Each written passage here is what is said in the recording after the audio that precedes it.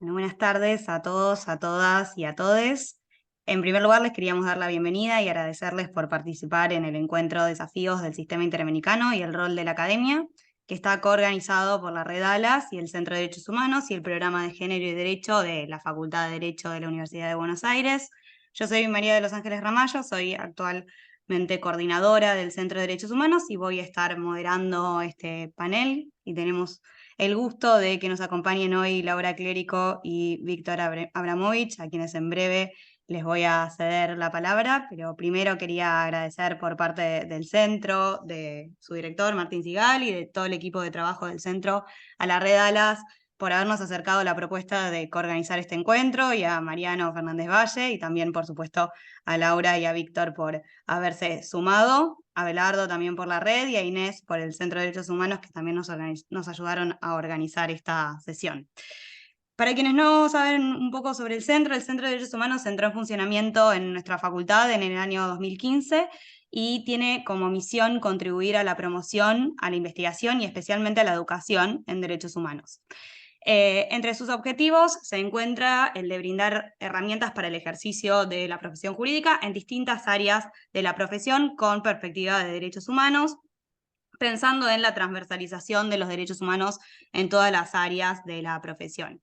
Y hoy nos encontramos aquí para discutir en torno a un área específica, que es la academia y su vínculo con el Sistema Interamericano de Derechos Humanos, que es un vínculo de un ida y vuelta, ¿no? En este sentido nos habilita a pensar en cómo nos llegan a las universidades los desarrollos del Sistema Interamericano, cuál es el impacto también de la incorporación de estos desarrollos en las universidades, luego en el ejercicio profesional, y también cuáles y de qué tipo son las producciones académicas que están destinadas para el sistema interamericano, ¿no? En este sentido, el ida y vuelta o el vínculo de ida y vuelta.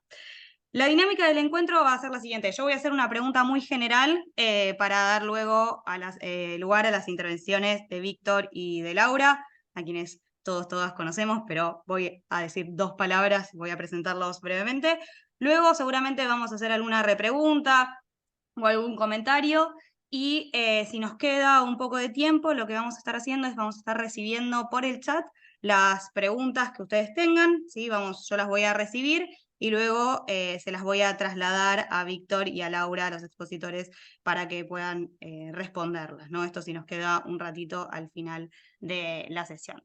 Bueno, como les decía, todos conocemos la trayectoria de Víctor y de Laura. Víctor Abramovich es abogado por la UBA, es LLM por la American University, es profesor en la Facultad de Derecho de la Universidad de Buenos Aires y también en la Universidad Nacional de Lanús. Desde el 2015 es procurador fiscal ante la Corte Suprema de Justicia de la Nación y previamente fue director ejecutivo del CELS, miembro de la Comisión Interamericana de Derechos Humanos de la OEA y secretario ejecutivo del IPPDH, del Instituto de Políticas Públicas de Derechos Humanos del Mercosur. Laura Clérico es doctora por la Universidad de Kiel y Magister Legum por la misma universidad y abogada por la UBA. Es investigadora del Consejo Nacional de Investigaciones Científicas y Técnicas de Argentina, del CONICET, y profesora de nuestra universidad, de la Universidad de Buenos Aires, y además profesora honoraria de la Friedrich Alexander Universitat. Su línea actual de investigación es sobre igualdad de género y derechos sociales en la jurisprudencia de la Corte Interamericana de Derechos Humanos, y además dirige el programa de Género y Derecho, que es coorganizador, como decía, de esta actividad.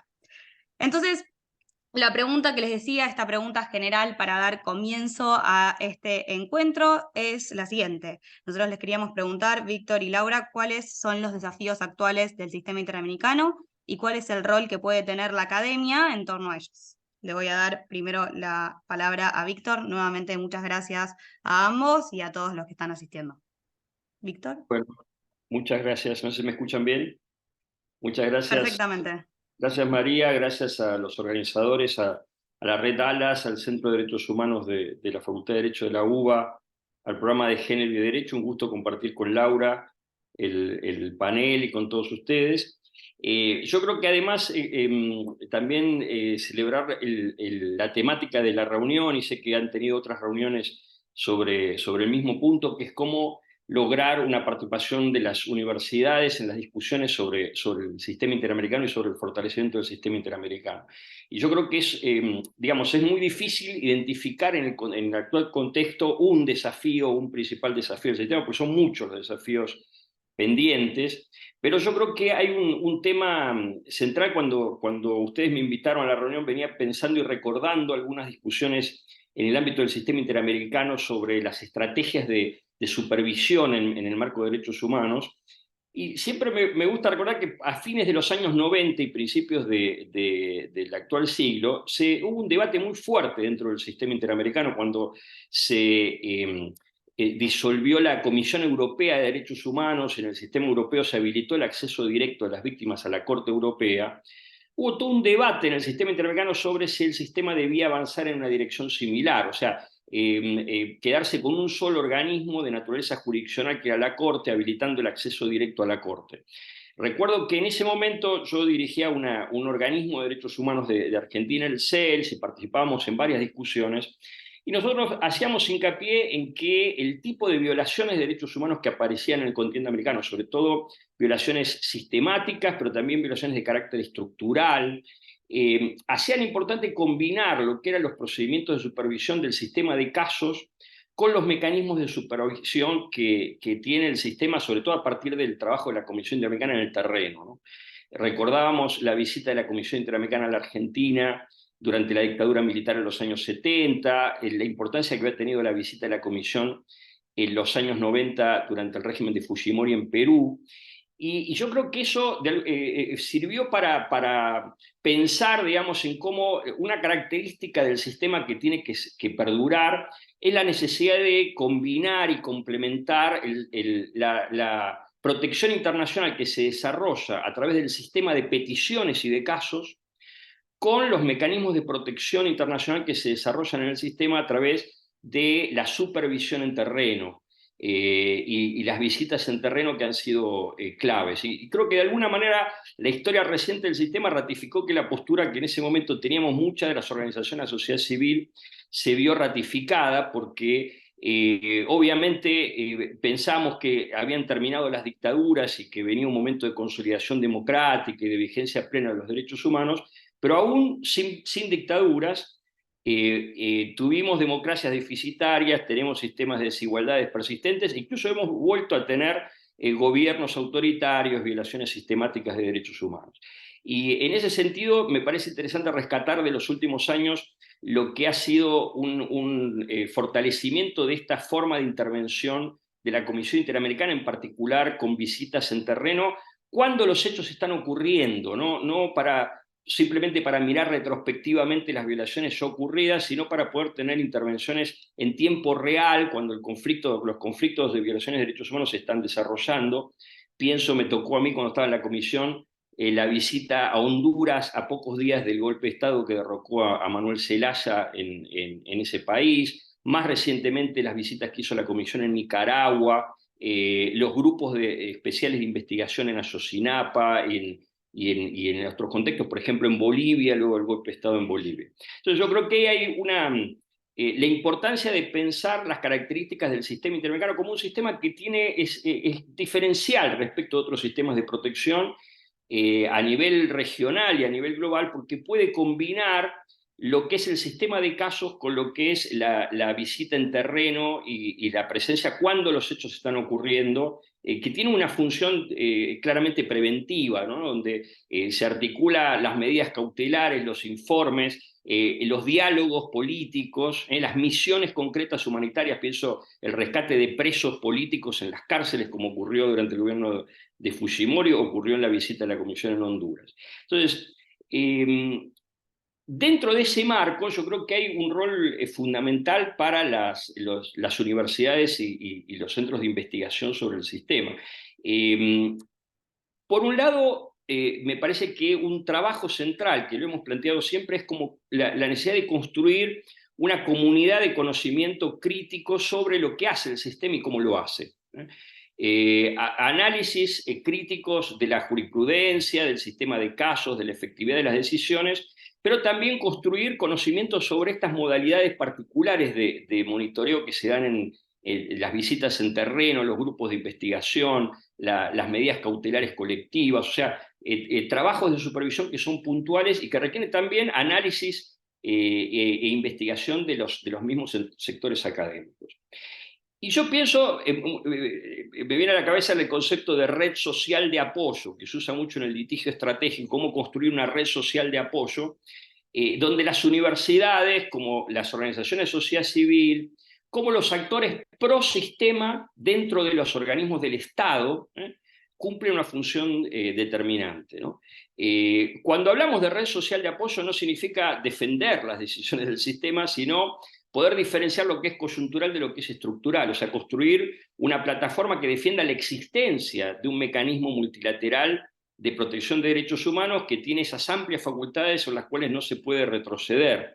Y creo que eso es un papel central que pueden cumplir las universidades articuladamente con las organizaciones sindicales, las organizaciones de sociedad civil y los actores pro sistema dentro del Estado. Muy brevemente, esto último, puede sonar raro hablar de actores pro sistema dentro del Estado, los gobiernos suelen defenderse en el sistema, pero hay también un desarrollo muy importante de una institucionalidad pública en derechos humanos en los estados, en los poderes ejecutivos, pero también en distintas áreas del Estado. Pienso en las oficinas vinculadas con las políticas de género, con las políticas de igualdad y no discriminación, con la protección de infancia, derechos sociales, las áreas dentro de los sistemas de administración de justicia, que mira muchas veces el sistema para de ahí tomar parámetros interpretativos de las propias normas constitucionales. Entonces, poder generar una plataforma que que dé seguimiento a lo que ocurre en el sistema, que tenga una perspectiva crítica, que investigue, que analice cómo se trabaja, pero que al mismo tiempo pueda servir como una red de apoyo frente a posturas que tienden a ser regresivas en cuanto a las temáticas abordadas, o sobre todo lo que parece más grave a mí, posturas regresivas respecto del alcance de la protección internacional, ¿no? Con planteos vinculados con una restricción de las facultades, con incorporar en el sistema márgenes de apreciación nacional que no han sido tradicionalmente incorporados como parámetros dentro del sistema interamericano por la propia característica que tienen las violaciones estructurales o sistémicas en el sistema. Entonces creo que ahí hay un rol central para las universidades. Lo pienso, incluso si uno lo bajara a temas muy específicos, quizá uno lo puede ver en los últimos años, en el sistema de casos, las redes universitarias han tenido un papel clave en muchos aspectos, las presentaciones de amicus, los peritajes. Laura ha sido perito en muchos de los casos recientes de la Corte, pero muchas profesoras y profesores que integran estas redes han participado en peritajes expertos en los casos.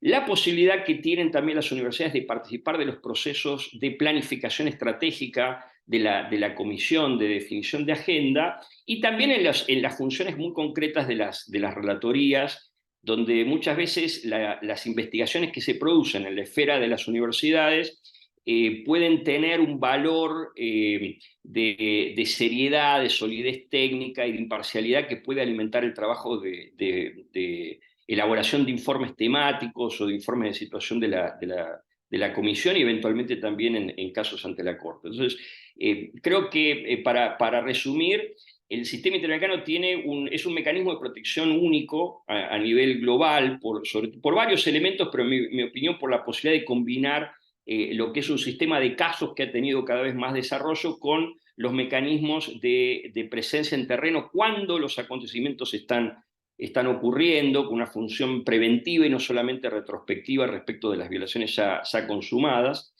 Y es necesario fortalecer esa red que yo creo que existe, pero es necesario fortalecerla de apoyo crítico al sistema, sobre todo previendo escenarios de una fuerte ofensiva con una tendencia regresiva sobre las competencias y el alcance de la protección, que hoy sigue siendo tan importante como cuando lo pensábamos a fines de los 90 y principios del siglo. Perdón si me extendí mucho en la respuesta. Muchas gracias, Víctor. Laura. Bueno, muchas gracias. Antes que nada, hola a toda la audiencia que nos está acompañando en este espacio Zoom. Y entonces también agradecimiento a la Red Alas, a Mariano, a Yulisa y a Isabel Cristina y a Belardo, que tuvieron la idea de generar este espacio de intercambio de ideas, y a María de los Ángeles del Centro de Derechos Humanos de nuestra Facultad de Derecho de la UBA, y a Martín Sigal, que lo veo por ahí, por también sumarse a esta iniciativa, y a Valeria Tus, que anteriormente fue la directora del programa Género y Derecho, que nombraste, María de los Ángeles, y bueno, y que ahora está a mi cargo, pero bueno, cuando ustedes me invitaron yo no estaba a cargo, así que nombro a Valeria porque era la directora del programa. Y solo una notita al respecto, que el mandato del programa es transversalizar la perspectiva de género en la formación en Derecho y en todas las carreras de la facultad. Así que, bueno, sobre esto voy a volver nuevamente al final de mi exposición, y también acá un placer compartir con Víctor, que por supuesto ya con su enfoque me aligeró mucho la mochila. Yo quisiera plantear dos cuestiones respecto de los desafíos, que como dice Víctor son muchos y variados, pero me gustaría plantearlo en términos de temas, y en términos de temas, y un viejo desafío que en parte engancha con lo que dice Víctor. En relación con un viejo desafío, quiero yo sostener que el sistema ha desarrollado estándares muy importantes y robustos respecto de la protección de los derechos humanos. Pero ahí tenemos dos desafíos. El primero sigue siendo la difusión de los estándares.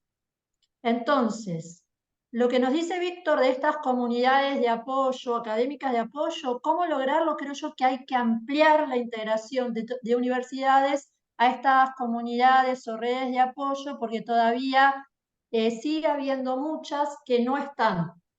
¿Se entiende esto? Entonces ahí tenemos una tarea, por ejemplo, aquí, quienes están en este espacio de, entre comillas, ampliar, ¿se entiende? Es decir, estas comunidades de apoyo tendrían que ser espiraladas, ¿no? Traigamos a 3 o 4 universidades que todavía no están, y aquellas que están todavía mucho más lejos en estas comunidades de apoyo, ¿no? Que nunca estuvieron.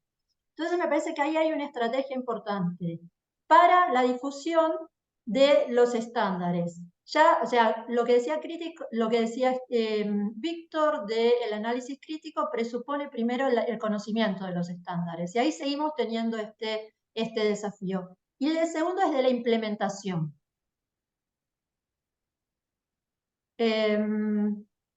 Y yo quisiera decir algo en relación con los contextos que nos toca vivir.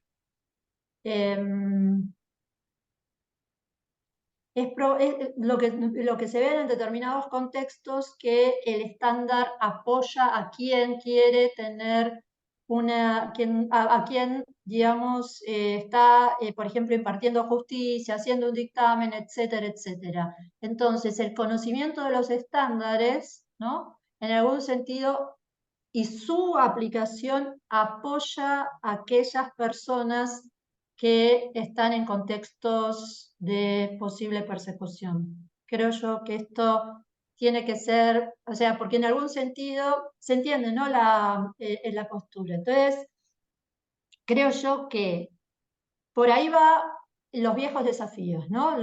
Ahora, después tenemos nuevos desafíos que son temáticos. Que el sistema ha sido poroso,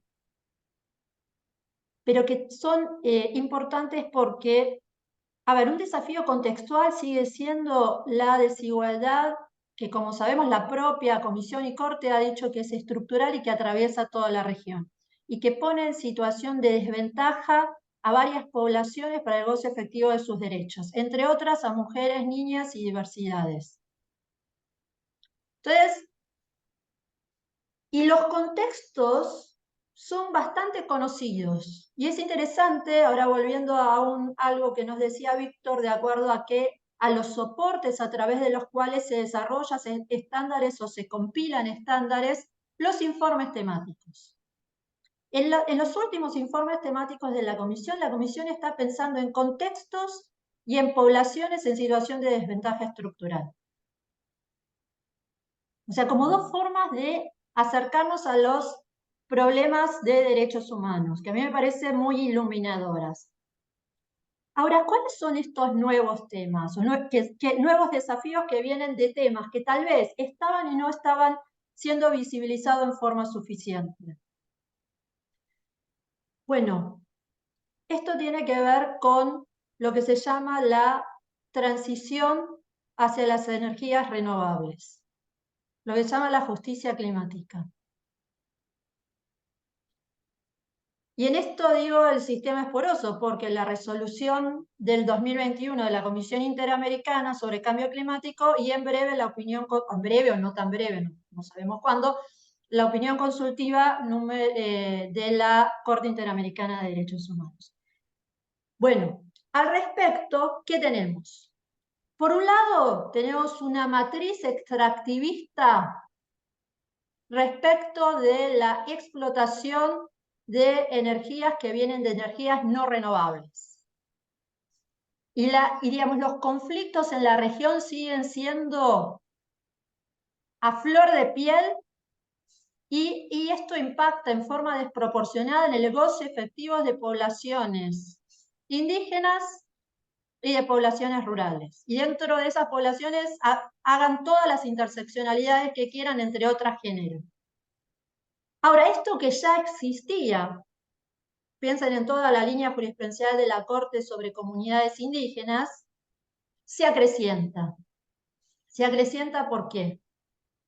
Por la explotación o la extracción de energías renovables, llámese por ejemplo litio, que quieren ser extraídas en un tiempo muy breve y de forma bien intensiva. Con lo cual ya vemos los reclamos de las comunidades que viven cerca a esas explotaciones del litio. Ya, la matriz entonces extractivista previa bajo un sistema que sigue siendo de justicia neocolonial, porque se extraen los recursos, se exportan y después vende el producto a 100 veces más caro en términos de, por ejemplo, baterías, persiste.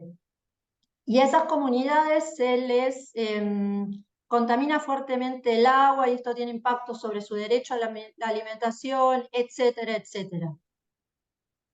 Ahora, esto no termina ahí, porque ustedes entonces dirían, bueno, estándares de derechos económicos, sociales, culturales, derechos de comunidades indígenas, etcétera, etcétera.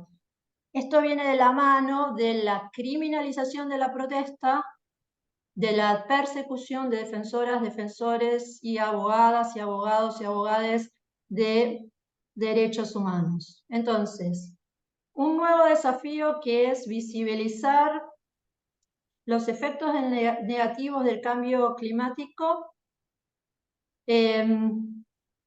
está íntimamente relacionado con estándares también muy consolidados del sistema democrático referido a la no criminalización de la protesta social o prohibición total de la criminalidad y en general y en abstracto de la protesta social, a la defensa de derechos de defensoras y defensores de derechos humanos y de, digo, también abogados, aunque son parte de defensoras y defensores de derechos humanos, también abogados y abogadas de derechos humanos.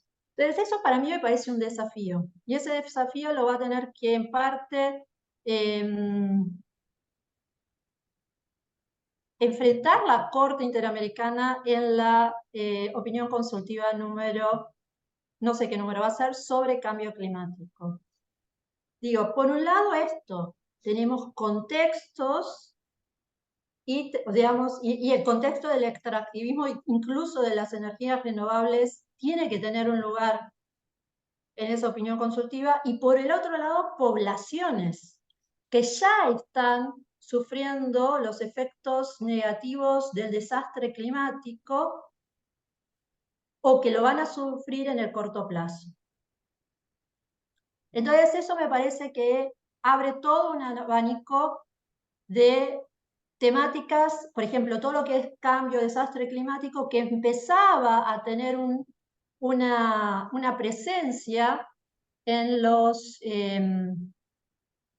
tanto en la comisión, por la resolución de la comisión, y en la opinión consultiva, le hace alguna referencia anteriormente en la opinión consultiva número 23 y en el caso de la Cajonat, pero que va a ser el centro de la opinión consultiva sobre cambio climático.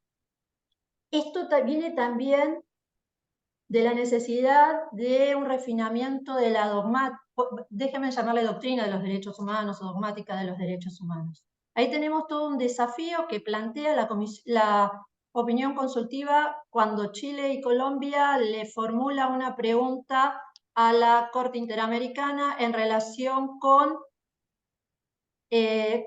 las responsabilidades comunes pero diferenciadas. Es decir, que la Corte va a tener que generar criterios en relación con obligaciones estatales y atribución de responsabilidad común a todos los estados, porque todos los estados en más o en menos generaron emisiones que producen el efecto, que producen el cambio climático, pero a su vez diferenciadas. ¿Por qué? Bueno, porque hay estados en el sistema interamericano que claramente son los grandes productores de la catástrofe climática, que forman parte del sistema interamericano y que son alcanzados hasta la Comisión, pero no por la Corte. Y eso tiene nombre y apellido y son los Estados Unidos de Norteamérica. Entonces ahí hay un gran desafío en relación a los criterios para determinar esta atribución de responsabilidad compartida por todos los estados, pero diferenciada. Y entonces ahí la academia tiene mucho por trabajar porque la resolución de la Comisión Interamericana de Derechos Humanos en el 21 genera algunos criterios, pero genera criterios en realidad a la capacidad financiera de los estados. Pero ese no es un criterio que ponga todo el ojo en lo que Chile y Colombia le preguntan a la Comisión, que le dicen, no todos han contribuido de igual manera a la catástrofe climática. Entonces usted tiene que determinar criterios para distribuir estas responsabilidades. Y otra cuestión que debería, entre comillas, por justicia climática y ambiental, tener en cuenta es que muchos estados de la región, y especialmente poblaciones de estos estados de la región, están especialmente o son especialmente están en situación especialmente de desventaja estructural, ¿no? Piensen todos los que viven a la vera de los ríos o que no tienen acceso a agua por las sequías producidas por el cambio climático, etcétera, etcétera, pero que a su vez han contribuido en forma desproporcionada, en forma invalorable a la protección de la biodiversidad. Esto es paradigmático. Bueno, ¿esto cómo se va a reconocer? ¿No? ¿Cómo se va a reconocer el papel de las comunidades indígenas en relación como protectoras de la biodiversidad y la presencia de todas estas comunidades en estados que poco han contribuido a la catástrofe climática, pero que mucho han contribuido a la protección de la biodiversidad en la región? O sea, esto me parece que son grandes, ¿se entiende esto? Grandes desafíos. Otro gran desafío, y yo no sé si, y ahí acá entonces la academia, qué insumos le va a acercar a través de los amicus curiae va a ser muy importante. El rol, ¿tengo tiempo, María de los Ángeles? El rol de la arquitectura financiera internacional. Claro, por supuesto, no son actores directos del sistema, pero tienen un impacto impresionante en el sistema y en obstaculizar fuertemente el cumplimiento de las obligaciones estatales. Por ejemplo, de acuerdo a informes,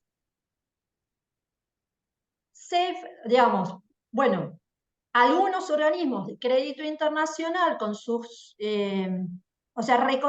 con sus condicionalidades han impactado fuertemente en llevar a los estados a que exploten en forma intensiva energías no renovables.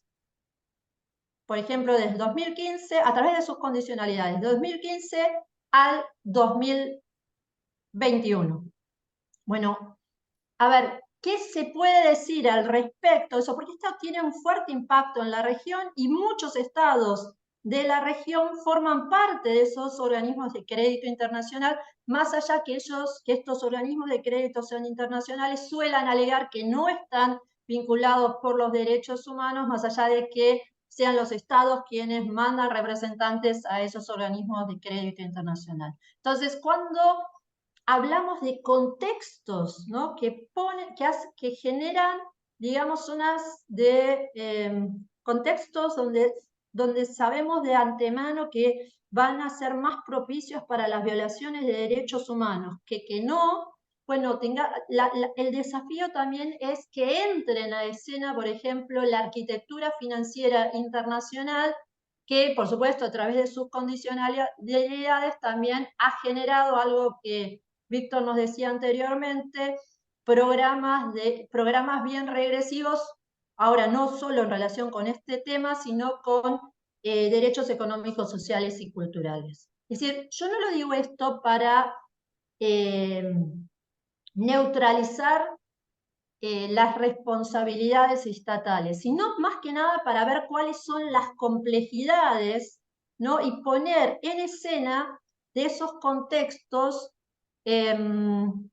arquitecturas como la financiera internacional que operan en los hechos fuertemente para el goce efectivo, o sea, operan fuertemente en los hechos impactando en poblaciones en situación de desventaja estructural y en el acceso a los derechos y a los derechos más básicos. Entonces, veo un nuevo desafío en materia temática, veo nuevos desafíos en materia de a cuáles actores todavía no lo invitamos en forma obligatoria, ¿no? A formar parte de la escena, por lo menos cuando estamos reconstruyendo el contexto. Y esto no es solo, se lo estoy diciendo a la Corte Interamericana, es algo que también nos convoca a nosotras cuando estamos haciendo los amicus, etcétera, etcétera. La complejidad de reconstruir el contexto. Lo estamos diciendo con todas sus letras, o hay algunos elefantes que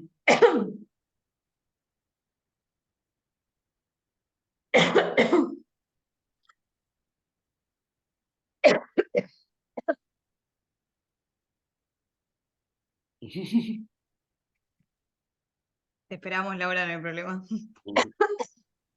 ¿Querés que te voy a meter? Ahí va. ¿Querés que te esperemos para que cierres el punto? O quizás puedo retomar algo y después... Sí, que no estamos viendo. Y por último, lo que creo que tenemos un desafío muy grande es que tenemos muy buenos desarrollos de estándares en materia de derechos de mujeres y diversidades. Pero, por ejemplo, seguimos viendo la criminalización de los eventos obstétricos en la región o la criminalización de la pobreza, porque a mujeres se las sigue criminalizando en clave de falta de cuidados a niñas y niños, cuando en realidad son las mujeres que en situación de desigualdad estructural están materialmente imposibilitadas de poder responder a esos cuidados porque salen a trabajar, dejan a alguien con sus hijos y tal vez en ese dejar a alguien, como ocurrió en algunos casos, algún varón o alguna otra persona termina matando a los chicos porque se trata de situaciones de violencia y después son las mujeres que terminan siendo también criminalizadas utilizando los tribunales este doble estándar. Entonces ahí me parece fuertemente que tenemos desafíos de difusión de los estándares. ¿Por qué? Porque tenemos evidencia clara que cuando los estándares son conocidos, son utilizados por los tribunales para liberar mujeres injustamente criminalizadas. El caso Manuela, que es de emergencia obstétrica contra El Salvador, ya produjo efectos positivos en Honduras para liberar a mujeres criminalizadas por emergencias obstétricas, también en contextos de prohibición total del aborto, y, por ejemplo, en Argentina para liberar a mujeres criminalizadas porque la pareja mata a uno de sus hijos cuando ella estaba trabajando vendiendo tortillas en la calle para poder sobrevivir. Y ahí el estándar que se utiliza, que acá lo veo Mariano, que también lo trabaja bastante, es el desarrollo de herramientas argumentativas para la detección de estereotipos y justamente para honrar la garantía de imparcialidad del Poder Judicial. Así que con esto termino. Y disculpen porque justo hablé de los elefantes y me atraganté con uno.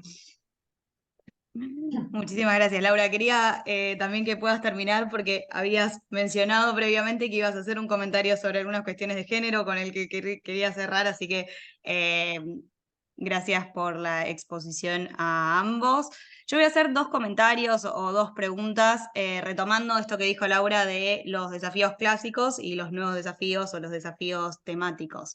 Laura habló al comenzar su exposición sobre estos desafíos clásicos que tenían que ver con la difusión de los estándares del sistema y con la implementación de esos estándares, y retomó algo que había dicho Víctor sobre la adopción de una mirada crítica, no en el sentido de crítica constructiva, pero crítica a los desarrollos del sistema, enfatizando nuevamente la importancia de la difusión y la implementación de estos estándares.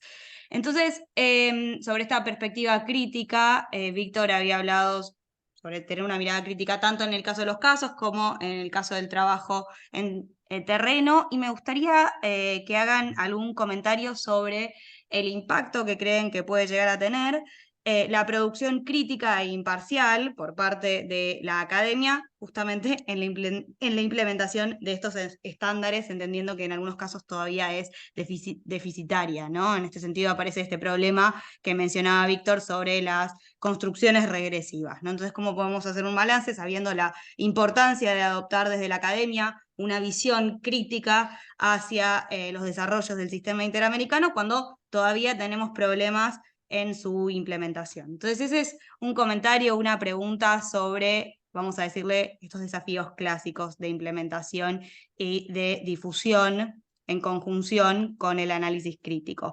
Y luego sobre los desafíos, los nuevos desafíos o los desafíos temáticos o los ejes temáticos que mencionaba Laura. Laura hizo mención a algunos, ¿no? Justicia climática, la explotación de las energías no renovables, el impacto de esto en determinadas poblaciones en particular, como las poblaciones indígenas, rurales. También había hablado de la criminalización de la protesta y, por último, la criminalización de mujeres, por ejemplo, en eventos obstétricos, o la criminalización de las mujeres por los hechos violentos cometidos por sus parejas, etc. La pregunta sería, como algunos desafíos temáticos, la pregunta sería cómo puede contribuir la academia en la definición de la agenda temática del sistema interamericano, si es que queremos que esto ocurra, ¿no? Porque los amicus quizás es muy positivo, pero no tienen un impacto tanto en la definición de la agenda, sino que podríamos pensar que llegan luego, ¿no? Esos serían mis dos comentarios, mis dos preguntas. No sé si alguno prefiere comenzar, alguno de los dos. Si querés yo retomo. Yo comparto, bueno, todo el planteo de nueva agenda o de ampliación de la agenda que plantea Laura, lo comparto plenamente. Y es todo un tema cómo ciertas cuestiones empiezan a ingresar en la agenda de los mecanismos de protección, y en particular del sistema interamericano.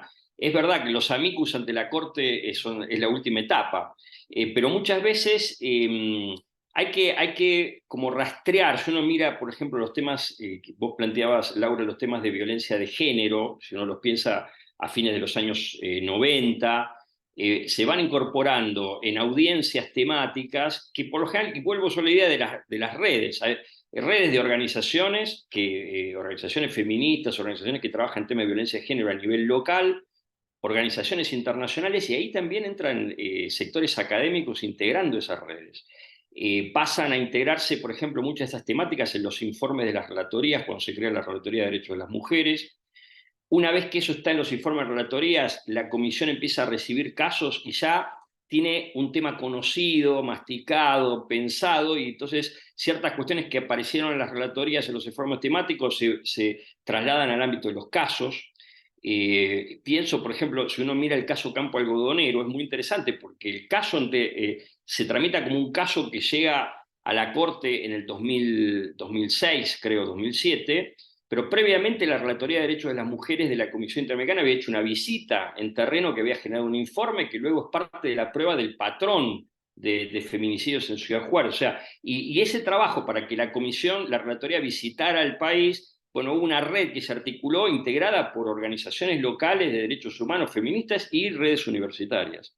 Entonces yo creo que ahí hay un trabajo de articulación, no siempre fácil para las áreas universitarias insertarse en redes con ONGs, con áreas gubernamentales, ¿no? Las lógicas son distintas, la forma de trabajar es distinta, pero yo creo que esas coaliciones pensadas por temas y pensadas por estrategias concretas suelen ser muy fructíferas para poder impulsar temas de agenda.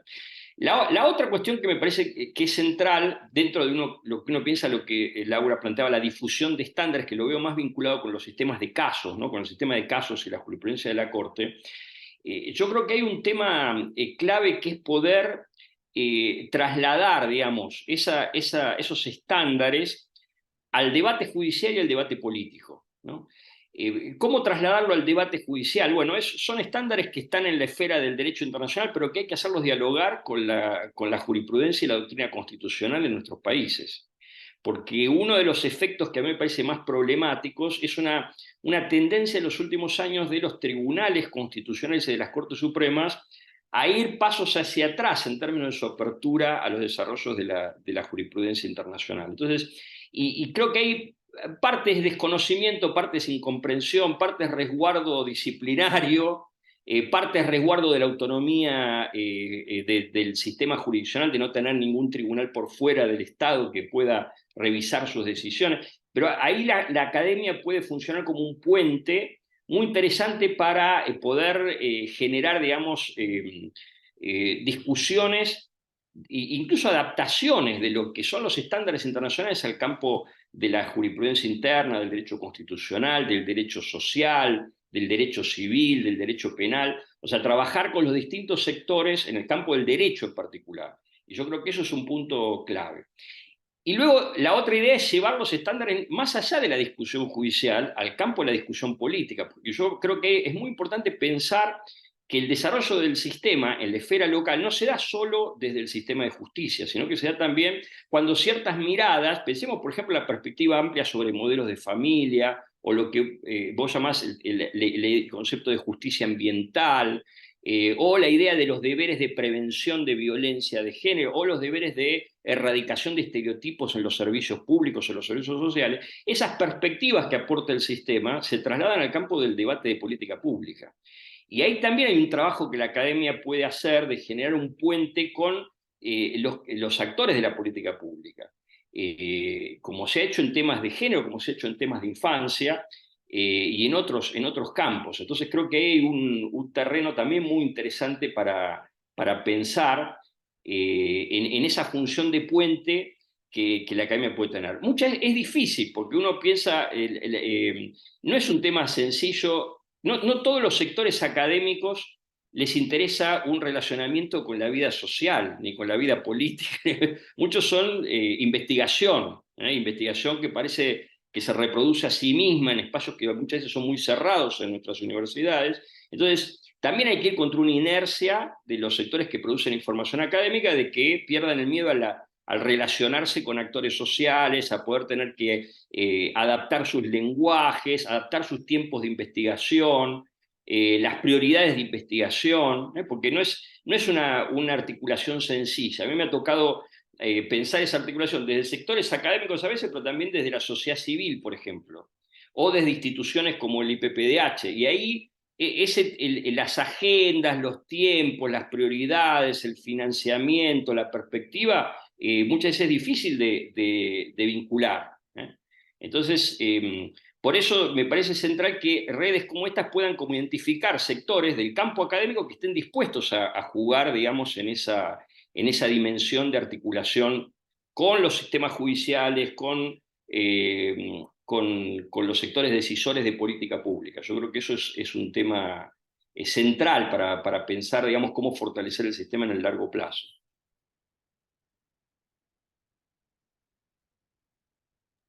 Gracias. Laura. Sí, digamos, yo volvería sobre estas dos puntas. Primero, cómo ingresan, ¿no? Y cómo pueden seguir ingresando temas que requieren ser sí, trabajados por el sistema y no solo por la Corte, sino antes por la Comisión. Yo creo que ahí las audiencias, el pedido de audiencias es algo que no requiere caso y que es como muy poroso, ¿no? A poner en agenda temas. Entonces me parece que ahí hay, por un lado, seguir explorando eso, ¿no? Desde el activismo, pero también esto requeriría por parte de la academia algún trabajo sobre audiencias, algún trabajo que ponga el foco sobre las audiencias de la Comisión Interamericana de Derechos Humanos y cómo esto fue un trabajo que luego permitió que varios temas entraran en la agenda así robusta, tanto de la Comisión como de la Corte Interamericana. La otra ventana bien importante que veo son las relatorías, como nos decía antes Víctor, y la producción de los informes temáticos. Porque los informes temáticos tienen en parte esa función de compilación de estándares, ¿no? Pero también en esa compilación de estándares alguna interpretación y ¿no? Darle un giro a esos estándares ya ganados se puede también explorar. Entonces ahí nuevamente, esto implica, por un lado, cómo pueden ingresar por otros lados los temas al sistema, que no sea siempre a través de la denuncia y un caso. Pero por el otro lado, implica también para la enseñanza de derechos humanos, y yo diría no solo de derechos humanos, porque el ideal también es no solo que haya materias que sean específicas de derechos humanos, sino también que se transversalice, que se siga transversalizando. Entonces, tenemos que ahí trabajar con otro tipo de materiales, no siempre con los casos, sino también, por ejemplo, hacer el ejercicio de trabajar con informe temático, con informe por país e incluso con el análisis de algunas audiencias de la comisión que sean relevantes para los temas que estamos trabajando. Entonces, para la academia, ampliar la caja de recursos. Y para meter tema, explorar audiencias. Quiero también poner sobre la mesa algo que muchas veces se invisibiliza, que son los comunicados de prensa de la Comisión Interamericana. El comunicado de prensa es una herramienta muy importante para establecer o recordar estándares en tiempo real. Entonces, aquí fue muy importante en junio del 2023 cuando la Comisión Interamericana le dice al Estado argentino, recuerde usted que no puede en abstracto prohibir el corte de rutas o la protesta social. Eso va en contra de los estándares interamericanos y se estaba refiriendo expresamente a una constitución provincial que había aprobado una norma que va en contra de un estándar interamericano. Piensen esto cómo fue a través de una, como ellos dicen, newsletter, no newsletter, sino comunicado de prensa. Al respecto, no hay hasta donde yo sé, no hay trabajo de la academia que analice todos los comunicados de prensa de la Comisión Interamericana y los efectos, por lo menos que los analice y que los clasifique. Y en qué medida esto implicó, y qué medida también esto implica tener impacto concreto en tiempo real, ¿no? Que muchas veces ese también es el desafío. La otra cuestión en relación con las audiencias que quiero también poner en agenda para la enseñanza de los derechos humanos en forma específica o transversal, son las audiencias ante la Corte Interamericana de Derechos Humanos. Ahí se aprenden muchas cosas que no están en la sentencia, que esto lo estuvimos trabajando con María de los Ángeles en una charla anterior. Y mucho referido a prueba, porque ahí tenemos un desafío muy grande. Trabajamos mucho estándar, que es la foto final, pero no trabajamos todo lo que es prueba. Nos falta mucho trabajar, ¿cómo decir esto? Entrenar a nuestras alumnas y alumnos en relación a todo lo referido a prueba. Y eso en parte se ve muy bien en las audiencias que la Comisión Interamericana celebra, por ejemplo, bueno, poniendo el foco tal vez por ejemplo, en peritajes, entonces se puede ahí aprender, o trabajando las sentencias, mirando cómo la Corte da por reconstruido el contexto y qué elementos de prueba utiliza para dar por reconstruido el contexto. ¿No? Todavía tenemos que exprimir aún más los materiales con los cuales solemos trabajar. El otro punto que quería trabajar y que me parece muy importante es la difusión de los estándares interamericanos o de todo esto que estamos hablando, más allá de dos cosas, más allá de la justicia, de los supremos tribunales de la región, en nuestro caso léase Corte Suprema, que es muy importante, pero hay que ir más allá, y de los tribunales nacionales. ¿Por qué? Porque lo importante es lo que podríamos decir es atajar antes y no después. Entonces, nuestra mirada también tiene que estar puesta en qué pasa en los tribunales provinciales, cuando tenés una estructura de sistema federal. Porque cuanto antes se apliquen esos estándares o estándares adaptados que los tome, pero en el lenguaje digamos, derecho de esos tribunales, tanto mejor, porque se puede prevenir que se siga violando el derecho. Y bueno, y ahí los casos más claros, bueno, está bien, con esto quiero decir entonces, por un lado, eso, y por el otro lado, aplicación de los estándares en otros ámbitos que no sean el judicial. Y me parece que ahí, por ejemplo, trabajar con derecho administrativo es fundamental. Incluso el desarrollo de políticas, bueno, en todo lo que es procedimiento administrativo y aplicación de los estándares y del control de convencionalidad en el procedimiento administrativo. Hay casos muy paradigmáticos al respecto. El último, Cristian Olivera Fuentes versus Perú, sobre el procedimiento para determinar discriminaciones en el ámbito, digamos, o lo que sea un órgano administrativo. Entonces me parece que ahí el desafío es salir a otras asignaturas y convocar a otras asignaturas para que hagan suyos los estándares. Y después convocar a otras facultades, porque el desarrollo de políticas públicas tal vez nos requeriría trabajar con un poquito más con ciencia política, y en aquellas universidades que tienen ciencias de la administración con ciencias de la administración pública. Entonces, creo que eso. No, y la otra cuestión fundamental, la función de las opiniones consultivas y cómo se logra que los actores legitimados presenten una opinión consultiva, porque la opinión consultiva no requiere caso. Entonces es una forma de desarrollar rápidamente estándares que después se pueden aplicar en el orden interno sin necesidad de tener que haber transitado toda la vía, por decir así, de denuncias ante la Corte, ante la Comisión, y de la judicial ante la Corte Interamericana. Y ahí tal vez nos faltan más opiniones consultivas, más pensar en mejores y mayores estrategias para presentar más opiniones consultivas que generen estándares para la aplicación interna y en forma inmediata. Y otro tema, ya les digo que corto, no ponemos mucho el ojo en supervisión de sentencia. Y ponemos todo el énfasis de los amicus en lograr digamos, en los casos y menos en supervisión de sentencia. Y ahí creo yo que también se requiere un trabajo de apoyo a la supervisión de sentencia en la última etapa, ¿no?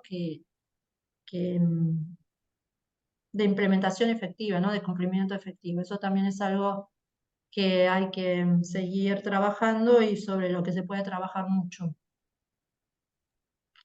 Muchas gracias, Laura y Víctor, por las respuestas a mis preguntas y por los comentarios adicionales en función de lo que había dicho anteriormente el otro. Estamos recibiendo algunas preguntas por el chat. Voy a tomar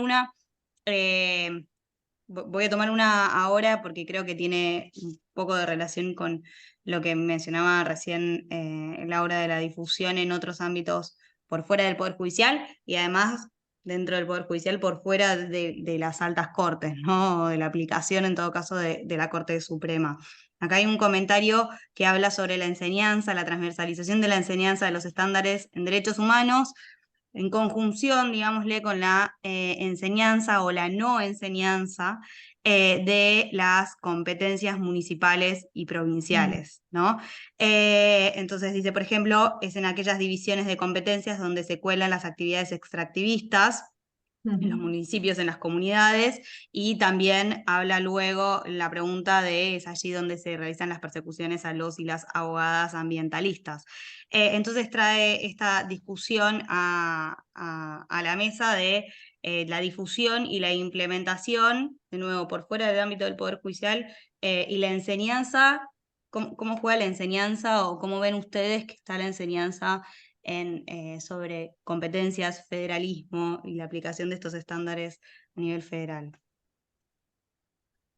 Perfecto. Víctor, ¿querés empezar vos?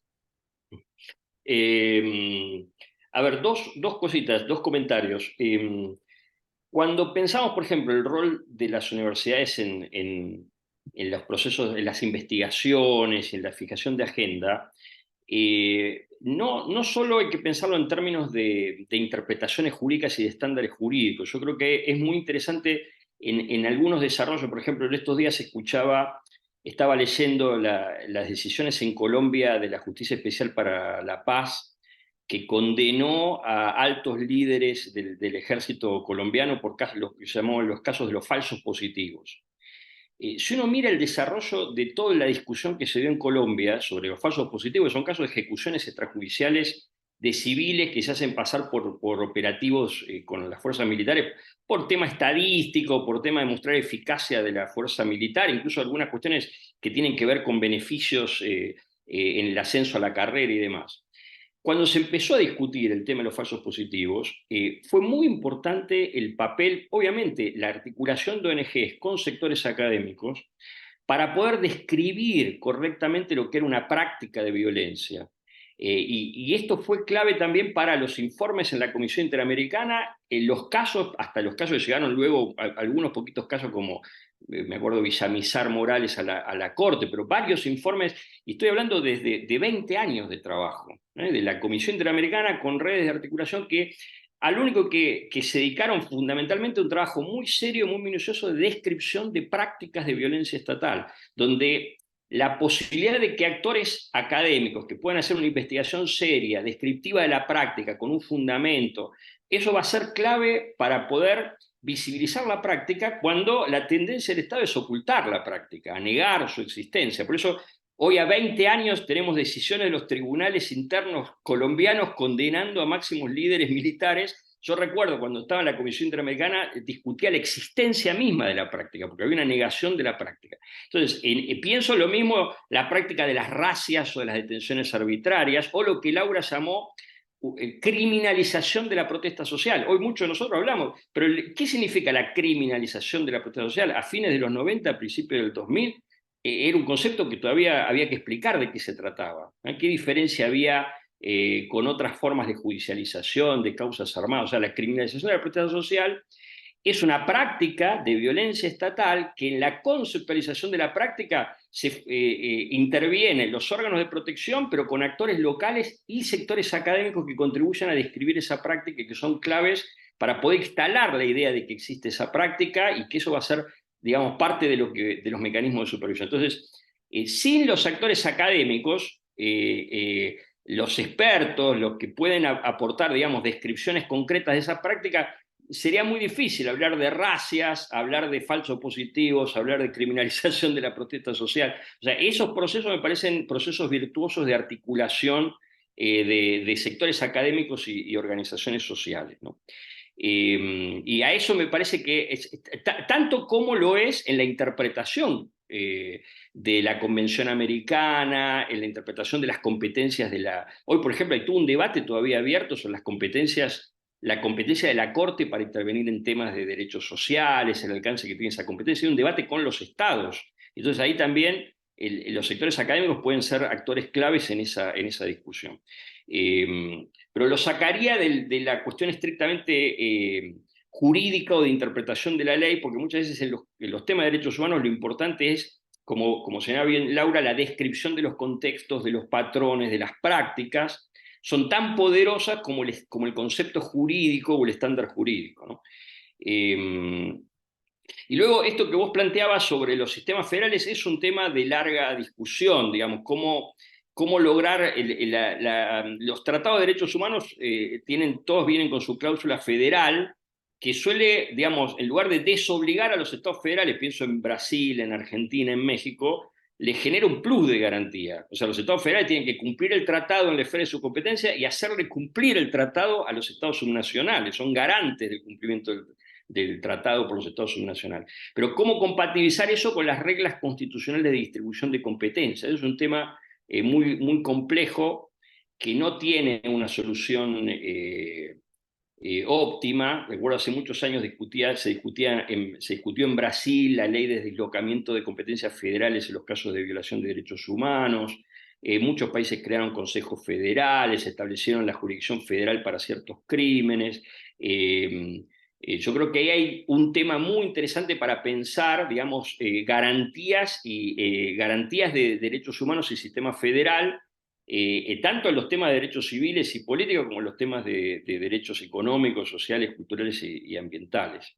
Y que va muy atado también a esta otra cuestión que planteaba Laura, no solo cómo generar mecanismos adecuados de distribución de competencias al interior de los sistemas federales, sino cómo pensar también la distribución de obligaciones transnacionales en materia, por ejemplo, en materia ambiental o en materia de participación de programas financieros que se traducen después en programas estandarizados a todos los países que integran, digamos, determinadas instituciones financieras, ¿no? Entonces, hay un debate de desnacionalizar las obligaciones tanto hacia adentro de los estados federales como también en la esfera de lo transnacional, pero que son temas para pensarlos con mucho cuidado. A mí me interesa mucho también, más que decir, bueno, cuál es el obligado, cómo lograr luego una fórmula de implementación efectiva. Y eso es donde hasta ahora hemos tenido muchas discusiones, hay políticas, hay legislación, hay mecanismos, pero uno no podría decir, por lo menos en mi caso, decir, este es un mecanismo óptimo que permite, digamos, ser tenido como modelo para que funcione como un ámbito de garantía efectivo, digamos. Pero creo que eso es otro de los grandes temas de investigación a nivel académico. Y vuelvo perdón que estoy muy desperdigado, pero vuelvo sobre una cuestión que también planteaba Laura, la eficacia de las decisiones del sistema y en particular de la Corte. Yo creo que hay todo un debate, ha habido investigación incluso de redes de facultades de Derecho sobre el cumplimiento efectivo de decisiones, sobre todo de la Corte Interamericana, que me parece que aportaron datos muy valiosos de por dónde están los puntos débiles de la ejecución, los altos índices de incumplimiento, sobre todo cuando se tratan de obligaciones de reformas de política pública, de reformas legislativas, mayor cumplimiento de lo que tiene que ver con las reparaciones económicas. Ahí también creo que hay una función que podrían cumplir las redes de universidades, las redes académicas, incluso de las facultades de Derecho, pero más Pienso, por ejemplo, no sé, en el ámbito argentino, la red de CONICET de Derechos Humanos, que es interdisciplinaria. Muchas veces la Corte Interamericana no tiene los mecanismos para generar información de cumplimiento. La información de cumplimiento en casos muy complejos, colectivos, pienso, no sé, casos de salud colectivos, requiere tener recursos de investigación en todo el territorio, generar información que pueda ser validada, indicadores.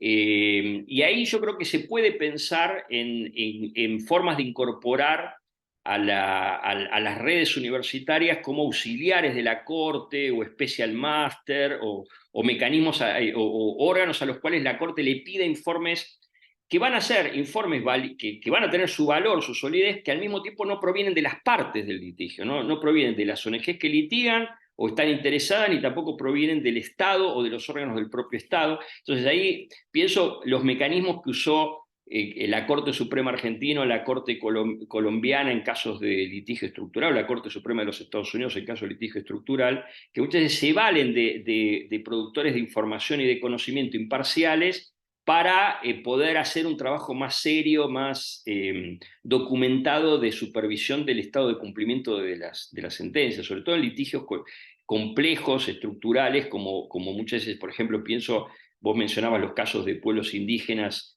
sobre territorio o los casos colectivos en materia de salud, donde la posibilidad de generar información sólida no siempre está en la sociedad civil ni en los actores que están litigando el caso, y no es confiable la información que pueda producir el Estado, que es la parte interesada. Se puede pensar en organismos públicos independientes, pero también las redes de universidades pueden cumplir una función central en esos mecanismos. Y lo mismo en los informes, porque esos peritajes expertos, esa información valiosa que generan las universidades, también alimenta los mecanismos de supervisión y los mecanismos de informes, en particular de la comisión.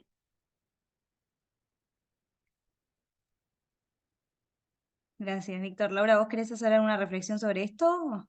No, bueno, sumarme a lo que dijo Víctor y tal vez esto de trabajar en red también con otras universidades de las provincias, ¿no? Especialmente con aquellas que todavía no forman parte de las redes más, ¿cómo decir?, las más conocidas, ¿no? Porque ahí es fundamental, lo que se ve es fundamental que, bueno, que se enseñe primero la difusión de esto en el grado, pero también en las capacitaciones, ¿no?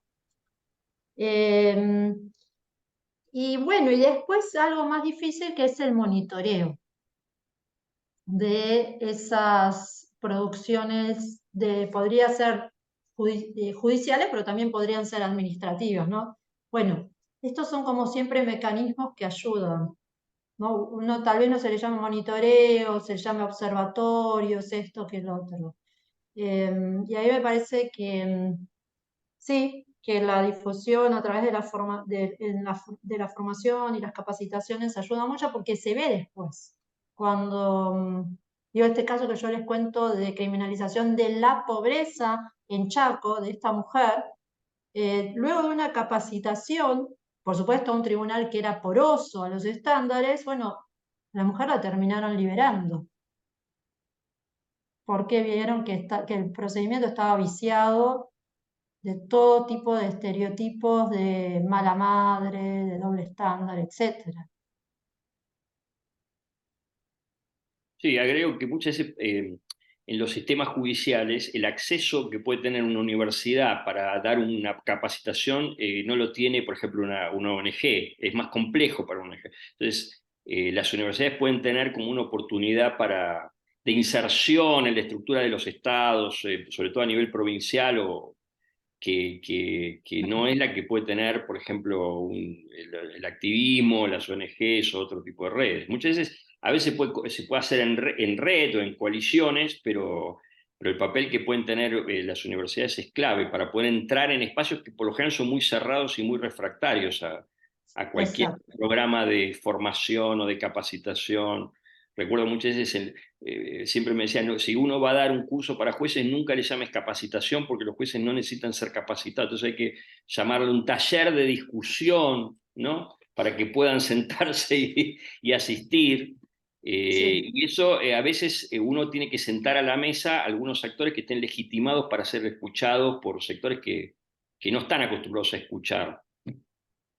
Sí, eso yo también diría eso. Muchas veces la estrategia es para los superiores tribunales y si va alguien de otro superior tribunal, si va a la Corte Interamericana, a la apertura, a dar las palabras, o mismo algún juez o jueza, y el poder de apelación, ¿no? Y de que estén sentados ahí es mayor, así que hay que Claro. pensar esas estrategias. Sí. Voy a tomar una última pregunta, pero había un comentario que lo retomo en función de esto, ¿no? De las alianzas y de la creación o de poner esfuerzos en ciertas institucionalidades académicas. Había un comentario sobre la importancia de la alianza entre la academia y la sociedad civil, ¿no? Como para poder impactar de forma mayor en el sistema interamericano. La última pregunta que tomo entonces, y tenemos unos breves minutos para responderla, es una pregunta que había hecho Mariano hace un tiempo, ahí que quedó en el chat de preguntas, que es cómo se puede articular la doble expectativa de que el sistema interamericano de derechos humanos aborde cada vez más temas con una otra expectativa, que es que el sistema interamericano resuelva los casos que tramitan con mayor agilidad y que ejecute sus sentencias en un tiempo razonable.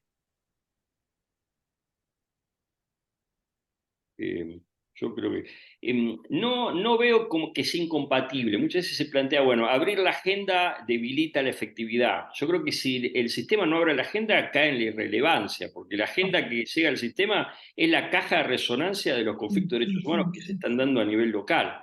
O sea, nadie activa lo que no es un problema desde la perspectiva del activismo, de la perspectiva de la conflictividad social interna. Entonces, una agenda muy conservadora lo que haría sería condenar al sistema a su irrelevancia, quedaría atado a un sistema vinculado con violaciones que no son representativas o que no necesariamente son absolutamente representativas. Ahora, creo que hay que trabajar es central, por eso yo empecé hablando de la cuestión del fortalecimiento de los mecanismos de protección. Y el fortalecimiento pasa fundamentalmente por pensar en cómo mejorar la eficacia de esos mecanismos, ¿no? Tanto del sistema de casos como de lo que es el trabajo de supervisión en terreno, que me parece que son los dos grandes sistemas de protección que puede ofrecer el sistema interamericano. Y ahí trabajar sobre medir eficacia es un tema clave, medir eficacia.